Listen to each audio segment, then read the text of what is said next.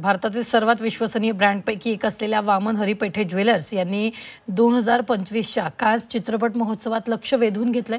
अभिनेत्री नेहा पेंडसेनं वामन हरी पेठे ज्वेलर्सच्या खास ब्राइडल कलेक्शनमधील पोलकी आणि पन्ना हार परिधान करून रेड कार्पेटवर प्रवेश केला। 115 वर्षांहून अधिक काळ स्त्रियांच्या सौंदर्याला आणि आत्मविश्वासाला साजरं करणाऱ्या वामन हरी पेठे ज्वेलर्स यांनी जागतिक पातळीवर भारतीय दागिन्यांच्या सौंदर्याची आणि परंपरेची साक्ष दिली।